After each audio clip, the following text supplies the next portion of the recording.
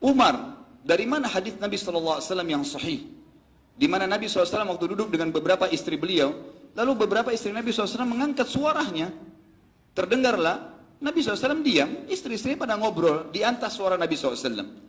Lalu Umar pada saat masuk ke rumah Nabi SAW dalam hadis Bukhari Muslim, tiba-tiba istri-istri Nabi semuanya diam, nggak ada yang ngomong.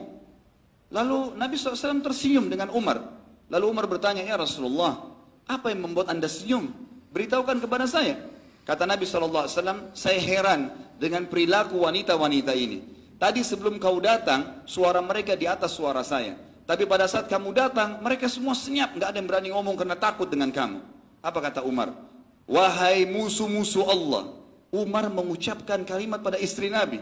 Wahai musuh-musuh Allah, apakah kalian takut dengan Umar dan tidak takut dengan Nabi SAW? Ummu Salamah radhiyallahu anha berkata, iya, karena kamu lebih keras daripada Nabi SAW. Rasulullah orangnya lembut, kamu sangat keras. Tapi Nabi SAW tidak menanggapi lagi dialog antara Umar dengan istri-istri Nabi. Apa kata Nabi SAW? Demi zat yang ubun-ubunku dalam genggamannya, maksudnya demi Allah wahai Umar, kalau kau lewat di sebuah lembah dan syaitan lihat kau lewat di lembah itu, dia akan cari lembah lain karena takut bertemu denganmu. Apa di sini sebabnya? Ulama hadis mengatakan sebabnya karena keyakinannya Umar radhiyallahu anhu. Umar yakin bahwasanya Allah itu ada, malaikat mencatat, semua orang yang menganut agama Islam menjalankan wahyu adalah benar, yang menolak itu kafir. Tidak ada keraguan dalam masalah itu. Makanya beliau mendapatkan julukan Al-Faruq yang bisa membedakan mana benar dan mana salah. Awal masuk Islam saja, begitu syahadat, dan Nabi SAW sampaikan tidak boleh sembah berhala ini. Tuhan ini adalah Allah. Diberikan bukti-buktinya, Umar langsung yakin. Ucapan pertamanya Umar kepada Nabi SAW begitu habis syahadat, ya Rasulullah, bukankah orang-orang Quraisy itu salah? Kata Nabi SAW, iya. Bukankah kita benar? Iya. Ya Rasulullah, kenapa tinggal di sini? Kita perangin aja mereka. Selesai, langsung konsep yang luar biasa. Dengan keyakinannya terbentuk pribadi seperti itu.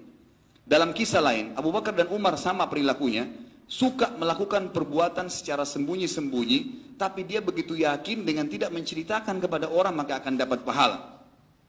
Satu malam Umar lagi jalan, kemudian dia melihat ada orang, ada sebuah kemah Badui, seorang laki-laki lagi duduk di depan, lalu Umar memberikan salam dan mengatakan, ada apa denganmu wahai fulan? Gitu kan? Kemudian orang itu berkata, silakan anda jalan saja, ada sesuatu hajat saya. Kebetulan Umar mendengar ada suara tangisan di dalam kemah. Lalu kata Umar, suara siapa itu? Kata orang tersebut, dia tidak tahu kalau ini Umar. Dia mengatakan, pergilah, selesaikan hajatmu. Kata Umar, tidak, itu hajat saya. Suara apa di dalam itu? Kata yang punya kemah ini, itu suara istri saya mau melahirkan dan tidak ada yang membantunya. Kata Umar, maukah kamu dibantu oleh saya dan istrimu dibantu oleh istri saya? Kata orang tersebut, silahkan kalau anda mau. Umar pulang di akhir zaman khilafah beliau, dan istri beliau pada saat itu yang terakhir adalah Ummu Kalthum, anak Ali radhiyallahu anhu. Ummu Kalthum pun didatangi oleh Umar dan berkata, wahai anak atau cucunya Rasulullah sallallahu alaihi wasallam, maukah kamu mendapatkan pahala wanita yang butuh bantuan untuk melahirkan? Kata Ummu Kalthum, tentu saja wahai Amir Mu'minin, saya siap saja, ambil perlengkapanmu untuk membantu orang melahirkan, ikutlah dengan saya. Umar pun tengah malam, sebagian ahli hadis meriwayatkan atau menyampaikan hadis ini mengatakan terjadi di tengah malam, ya di sepertiga malam kurang lebih, kalau kita sekarang jam 2, jam 3 malam. Dia lagi keliling kota Madinah, kemudian dapat masyarakatnya mau melahirkan, tidak ada yang bantu, dia pulang ke rumahnya, bangunkan istrinya, suruh bangun istrinya untuk membantu perempuan yang mau melahirkan tadi. Dan ini istrinya adalah anaknya Ali radhiyallahu anhu, cucu Nabi SAW. Orang-orang yang sangat mulia.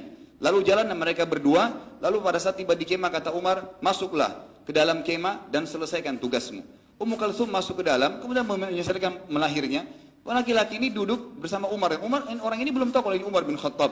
Lalu dia sambil ngobrol seperti biasa, seperti temannya. Saya memang tadi malam begini, saya butuh begini, saya begini, saya begitu, kerjaan saya ini. Dijelaskan, Umar menjawab apa adanya.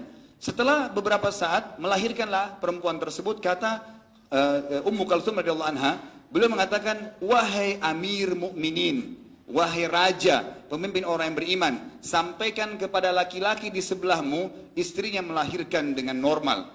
Begitu mendengarkan nama Amir Mukminin, laki-laki ini langsung gemetar, mengatakan, apakah anda Umar bin Khattab? Kata Umar, iya. Tenanglah di tempatmu. Dia bilang, apakah anda Umar bin Khattab? Gemetar orang tersebut, ingin turun dari tempat duduknya ke tanah, karena takutnya dengan Umar. Kata Umar, tetap di tempatmu, jangan kamu marah, jangan kamu takut, karena ini adalah tugas saya.